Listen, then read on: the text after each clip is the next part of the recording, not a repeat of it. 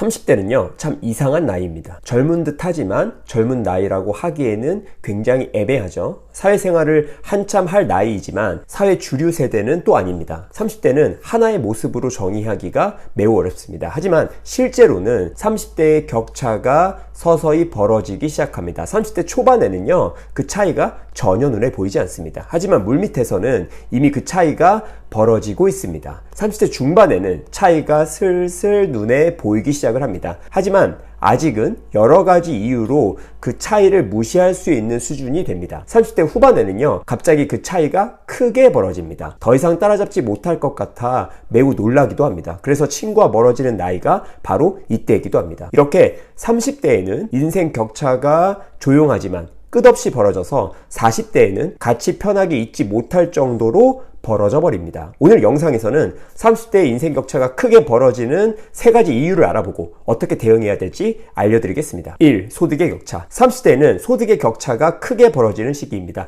같은 학교에 다녔던 친구들도 소득 격차가 벌어지기 시작을 하죠. 여기서 많은 사람들이 한 가지 착각하는 것이 있습니다. 직업이 소득을 결정한다 라는 생각입니다. 이건 20대 이하의 사람들이 하는 생각입니다. 어느 분야로 가든지 상위 1%는요 고소득이 됩니다. 부자의 기술이라는 책을 보면 이러한 부분이 명확하게 통계와 숫자로 제시되어 있습니다. 일단 첫 번째로 위 그래프는요 업종별 평균 소득입니다. 격차가 상당하다는 것을 우리가 알 수가 있습니다. 최저 생계비를 고려했을 때 일부 업종은요 생계 자체가 쉽지 않아 보이죠. 반면 위 그래프는 해당 책에 나와 있는 업종별 상위 1%의 소득입니다. 차이는 있지만 생각보다 업종별 차이가 상위 1% 이상의 구간에서는 심하지 않다라는 것을 우리가 알 수 있습니다. 자, 평균에서는 연에 2,500만 원도 벌지 못했던 숙박 음식점업이 상위 1% 구간에서는 2억이 넘는 소득을 올리는 것으로 나옵니다. 반면 평균 연에 7,500만 원 정도를 벌던 금융 및 보험 분야는요 상위 1%의 경우 3억 정도로 숙박 음식점업과의 그 격차가 줄어듭니다. 평균에서는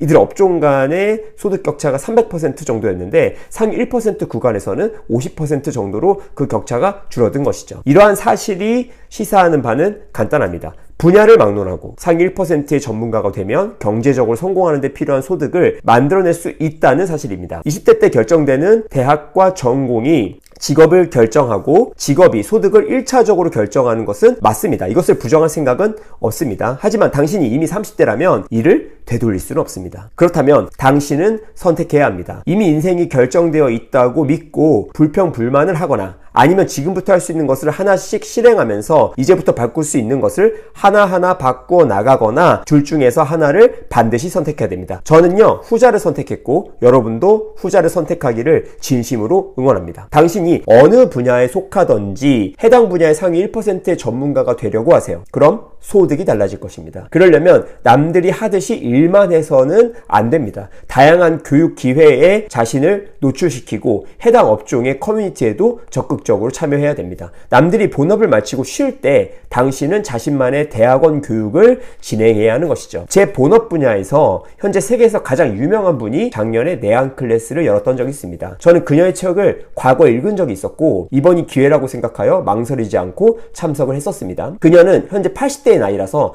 어쩌면 직접 볼 수 있는 마지막 기회가 될 수도 있었습니다. 이분의 클래스는 참가만 하는 것이 이틀에 70만 원에 육박합니다. 저는 작년에 참가했고 올해도 또 참가할 예정입니다. 올해는 그 금액이 올라서 100만 원에 육박할 예정이지만 참석을 준비하고 있습니다. 저는 그녀의 선진적인 방법을 보고 큰 충격을 받았고 이후 제 분야에서 이를 활용하자 훨씬 더 많은 돈을 본업에서 벌 수 있게 되었습니다. 이 일 70만 원의 투자를 고려했을 때 인생 최고의 투자가 된 것이죠. 이런 식으로 자신의 몸값을 높이기 위한 공부와 투자를 해야 합니다. 30대에는요 그것이 가장 중요합니다.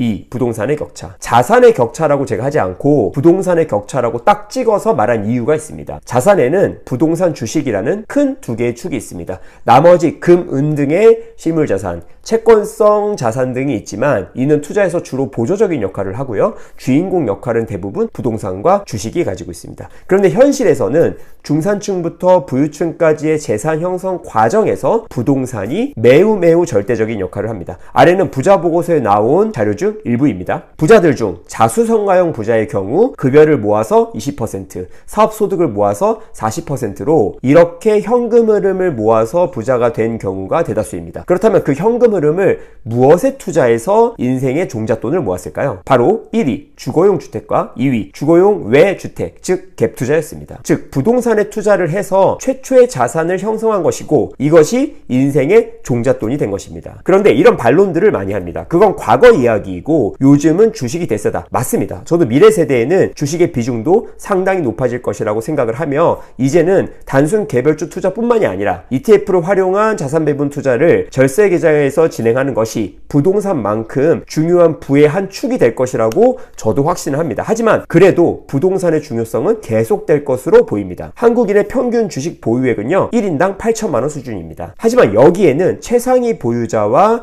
대주주가 포함된 통계입니다. 중위를 보면요 1인당 2천만 원 수준을 보유하고 있습니다. 또한 최근 주식이 많이 오른 상황에서도 인생을 바꾸는 유의미한 수익은 올리지 못한 것으로 나옵니다. 신한투자증권에 따르면 역사상 두 번째로 좋았던 이번 주식 상승장에서 주식 매도자 중 수익을 본 사람의 비율은 80%였고 손실을 본 사람들의 비율은 20% 수준으로 상당히 결과가 좋았습니다. 다만 수익금을 보면 상황이 달라집니다. 평균 848만 원을 벌었고 30대는 221만 원에 그쳤습니다. 수익은 좋은 것이지만 인생의 종잣돈을 형성한다는 측면에서 볼 때는요 턱없이 부족한 금액입니다. 보유액으로 보나 역사상 두 번째로 좋은 상승장에서 수익 금액으로 보나 상황은 명확한 것이죠. 역대급 불장에서도 주식에 많은 돈을 넣은 사람은 매우 극소수라는 바로 그러한 사실입니다. 자, 통계를 하나 더 보겠습니다. 위 자료는 수도권과 비수도권의 부자 커트라인 금액 차이를 보여줍니다. 지방이 수도권에 비해 정보가 부족하고 일자리가 부족하여 당연히 격차가 날 것입니다. 하지만 이렇게나 순자산이 2배씩 격차가 벌어지는 것은 바로 부동산 때문입니다. 즉 부자들끼리 자산 격차가 이렇게 크게 나는 이유가 부동산 때문이라는 뜻이 되는 겁니다. 그러니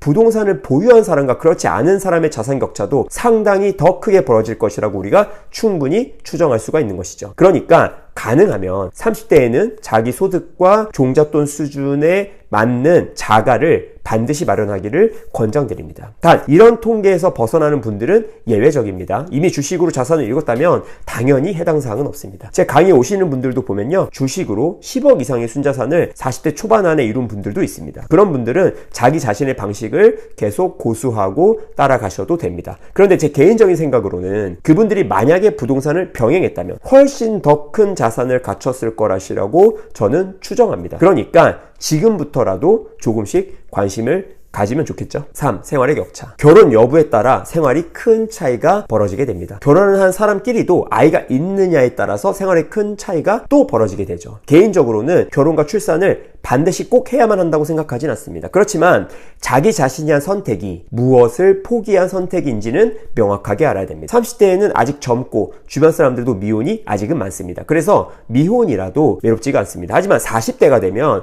주변에 하나둘씩 결혼과 출산 양육으로 생활 차이가 벌어지기 시작합니다. 그럼 공감대가 사라지고 자연히 멀어지게 되죠. 40대가 되어서 새로운 친구를 만난다거나 결혼할 사람을 찾는 것은 더욱 어려운 일이 됩니다. 외로움은 점점 커져갈 것입니다. 얼마 전에 최광희 님이 전현 무계획이라는 프로그램에 나와서 외로움 그리고 고독사에 대한 걱정 등을 하는 모습을 유튜브에서 제가 본 기억이 납니다. 하물며 한 시대를 풍미한 여배우도 그런데 일반인은 더 심각할 것입니다. 하지만 주체적으로 원하는 삶을 마음껏 살 수가 있습니다. 자신의 꿈을 추구하면서 인생 2막을 시작하기에도 미혼이 더 용이하겠죠. 그럼에도 불구하고 구속과 의무보다는 외로움을 선택했다면 당연히 그것도 좋은 선택입니다. 하지만 그것을 선택한 대가가 무엇인지는 명확하게 알아야 합니다. 자, 반대의 경우도 똑같습니다. 결혼은 의무와 구속으로 많은 자유를 잃습니다. 또한 양육은 인생에서 가장 많은 에너지를 뺏기는 일입니다. 얼마 전에 암 전문의가 한 발언은 저를 깜짝 놀라게 했습니다. 양육의 스트레스가 암 발병률을 유의미하게 높인다는 그러한 주장이었습니다. 아마 그 정도로 힘든 일이라는 그러한 뜻이겠죠. 하지만 아이를 키우는 기쁨은 그 어느 것과도 맞바꾸지 못할 그러한 기쁨이기도 합니다. 실제로 저희 부모님도 저희를 키울 때가 인생의 전성기였고 가장 행복했다라고 회상하시니까요. 그 어떤 선택도 장점과 단점이 공존하며 우리가 할 수 있는 것은 나라는 사람이 무엇을 감수할 수 있고 무엇을 감수할 수 없는지 알고 그에 따라 포기를 하고 선택을 하는 것입니다. 이것을 30대에는 잘 해야만 합니다. 그러려면 자신이 무엇을 좋아하고 싫어하는지 이제는 알아야만 합니다. 4. 결론 1. 내가 속한 직업 분야에서 상위 1% 전문가가 되어서 경제적 성공을 할 수 있는 그러한 소득 만들기. 2. 가능하면 30대에는 첫 번째 내 집 마련하기. 3. 생활의 차이를 인식하고 나에게 맞는 생활을 선택하기. 특히 결혼과 출산, 양육에 대해서 선택하기. 이 세 가지에 따라 30대의 인생 격차가 굉장히 많이 벌어집니다. 오늘 영상이 너무 현실적인 이야기가 많아서 마지막으로 용기를 드리는 제 경험을 하나 말씀드리고 마무리하겠습니다. 고3